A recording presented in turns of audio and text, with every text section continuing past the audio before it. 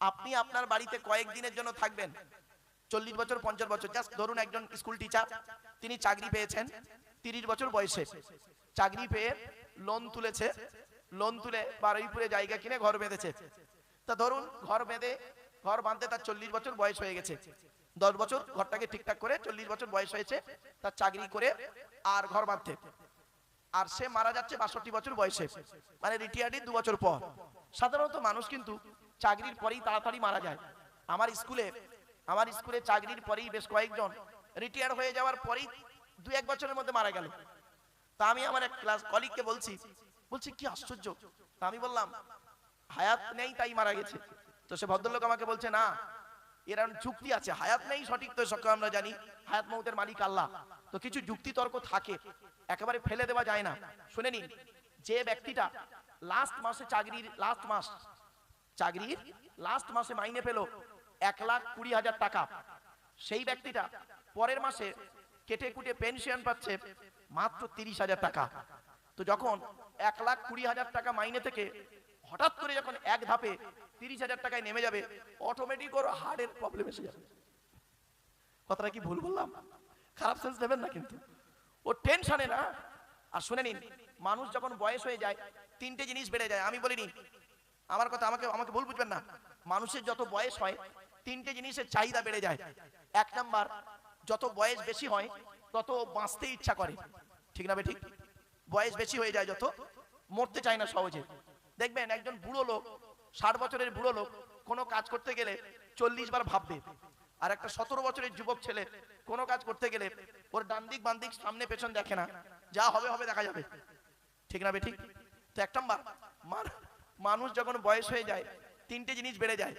1 number কি, ওর অনেকদিন বাঁচতে ইচ্ছা করে। 2 নাম্বারটা কি জানেন? অর্থের লোভ বেড়ে যায়। অর্থের লোভ, জায়গা জমির লোভ বেড়ে যায়। ওর কিন্তু টাকার প্রয়োজন নেই। যার বয়স 60 বছর তার কিন্তু আর টাকার বেশি প্রয়োজন নেই, ঠিক না ঠিক? কিন্তু তার টাকার খুব দরকার। জায়গা জমি এটা ওটা করতে পারলে, এটা করতে পারলে, ওটা করতে পারলে হলো, তারপরে শেষ। ভোগ করবে কে? ও ছেলে মেয়েরা। যাই হোক, 3 নাম্বার হলো, এটা খুব গুরুত্বপূর্ণ কথা, এইটাকে বলার জন্য আমি এতক্ষণ ঘুরিয়ে আনলাম। শারীরিক চাহিদার থেকে মানসিক চাহিদাটা বেড়ে যায়। কিছু বুঝতে পারলেন? নিশ্চিন্তপুর মানসিক, বারুইপুরের মানুষ, আমার এলাকার মানুষ, আপনারা জ্ঞানীগুণী বুদ্ধিজীবী মানুষ, ভাষাটা নিশ্চয়ই ফলো করলেন। শারীরিক চাহিদার থেকে মানসিক চাহিদাটা ওর বেড়ে যায়। এর ব্যাখ্যা করলাম না, বাচ্চা ছেলেরা আছে, আপনারা একটু বুঝে নেন। শারীরিক চাহিদার থেকে মানসিক চাহিদাটা ওর বেড়ে যায়, বাপরে বাপ, কল্পনার বাইরে। যাই হোক, তো 3 নাম্বার কবর বলছে, আমি কাউকে চিনি না। 4 নাম্বার কবর বলছে, আমার ভিতরে লাইটিং করতে গেলে টাকার প্রয়োজন হয় না, নেক আমলের প্রয়োজন হয়, ভালো কাজের প্রয়োজন হয়। আজকে আপনাদের কাছে কথাগুলো একটু বলতে বাধ্য হচ্ছি, যেটি হলো কি জানেন? আপনি একটা ঘর তৈরি করলেন, বয়স হয়ে গেল 40 বছর, চাকরি পেয়ে লোন করে একটা ঘর তৈরি করলেন, ভালো কথা, বয়স 40 বছর হয়ে গেছে, লাইটিং টাইটিং অনেক কিছু করলেন। আপনি মারা গেলেন 62 বছর বয়সে, তাহলে 40 বছর বয়সে ঘরটা কমপ্লিট করলেন, আর 62 বছর বয়সে মারা গেলেন, তাহলে মাত্র 22টা বছর আপনি ওই ঘরটাকে থাকার জন্য এত কিছু করলেন, ঠিক না ঠিক? কিন্তু আপনি ভেবেছেন আপনি যে ঘরটায় থাকবেন তার নাম কবর, ওই কবরটাকে ফল সিলিং করেছেন কি? কবরটা একটু পাথর বসিয়েছেন কি? কবরটা একটু লাইটিং করেছেন কি? করেননি। কবরটা একটু আপনার কি বলবো প্যারিস পুট্টি করেছেন কি? করেননি। শুনে নিন, আমি ওই বস্তু পুট্টির কথা বলিনি, বস্তু পাথরের কথা বলিনি, বস্তু লাইটিং এর কথা বলিনি। কবর বলছে আমার ভেতরে লাইটিং করতে গেলে, ফল সিলিং করতে গেলে, আমার ভেতরটা মানে পাথর লাগাতে গেলে কয়েক কটা জিনিস পৃথিবীতে করে আসতে হবে। উপর থেকে করে আসবি তবে শান্তি পাবি। 1 নাম্বার, সৃষ্টিকর্তা আল্লাহকে 100% বিশ্বাস করে আসবি। আর 2 নাম্বার, আল্লাহর কথা মতো জীবনযাপন করবি। 3 নাম্বার, নবীর কথা মতো জীবনযাপন করবি। আর পৃথিবীতে ভালো কাজ করতে না পারলে, এই উপকার করতে না পারলে ক্ষতি করবি না, তাহলে তুই আমার কাছে এলে শান্তিতে থাকতে পারবি। আপনাদেরকে আমি বলে যাচ্ছি, বাড়ি থেকে কথাগুলো একটু মূল্যায়ন করবেন। চলুন, তাহলে মসজিদ কমিটিটা তৈরি করে ফেললাম। এবার আসছি মসজিদে যিনি নামাজ পড়ান, তাকে আপনারা কি বলেন? জোরে বলুন। ইমাম সাহেব। শুনে নিন, মসজিদে নামাজ সহি করতে গেলে, নামাজ আল্লাহর দরবারে কবুল করাতে গেলে ইমাম সাহেবের মাইনে বেশি করে দেবেন। যে মসজিদে ইমামের মাইনে কম, ওই মসজিদের মুসল্লিদের নামাজ আল্লাহর দরবারে কবুল হওয়া খুবই মুশকিল। এই বর্তমান সময়ের কথা দিকে লক্ষ্য রেখে বলছি। ছোট্ট একটা উদাহরণ দিচ্ছি। ছেলে মেয়ে, পিতামাতা, স্বামী স্ত্রী, মোট 6 জনের সংসার। ছেলে মেয়ে, পিতামাতা, স্বামী স্ত্রী 6 জনের সংসারে চলতে গেলে বর্তমানে যা বাজারের দর, দ্রব্যমূল্যের অবস্থা, আর ডাক্তারের ফিস যা অবস্থা, আর নার্সিং হোমগুলো কসাইখানা খুলে রেখেছে। খারাপ ভাববেন না, সব নার্সিং হোম নয়, বেশিরভাগ নার্সিং হোম হলো কসাইখানা। কসাইখানা যদি দেখতে চান, মানুষ জবাই করার রাস্তা কিছু আছে দেখবেন, বেশ কিছু নার্সিং হোম। আর মানুষ যারা গরু পশু জবাই করে কসাইখানায়, তাদেরকে আমরা কসাই বলি। কিছু ডাক্তার আছে সমাজে, সকল ডাক্তার নয়, কিছু ডাক্তার আছে কসাই। কসাই তো আল্লাহ তাদেরকে ছাড়বেন না। কিছু নার্সিং হোম আছে, তারা পুরো কসাইখানা। অসুবিধা হচ্ছে না? অসুবিধা হচ্ছে না? শেষ করে দেবো? আর একটু হবে? ঠিক আছে, চলুন। তো ওই কসাইখানাগুলো এত কষ্ট দেয় যেটা কল্পনার বাইরে, আপনাদের কি বলবো। আর ডাক্তারগুলো, কিছু ডাক্তার এমন আছেন, সকলে নয়, কিছু ডাক্তার অভদ্র এমন আছেন, কি করে জানেন? কল্পনা করতে পারবেন না আপনারা। ব্লাড টেস্ট, এতগুলো টেস্ট দেবে, আবার টেস্ট দিয়ে বলে দেবে অমুক ল্যাব থেকে করো, ভালো রিপোর্টটা পাওয়া যাবে। তার মানে যে ল্যাবের কথা বললো, ওই ল্যাব থেকেও পার্সেন্টেজ কিছু পাবে। কিছু বুঝতে পারছেন? লো কোয়ালিটির ওষুধগুলো কিছু ডাক্তার তারা চালায়।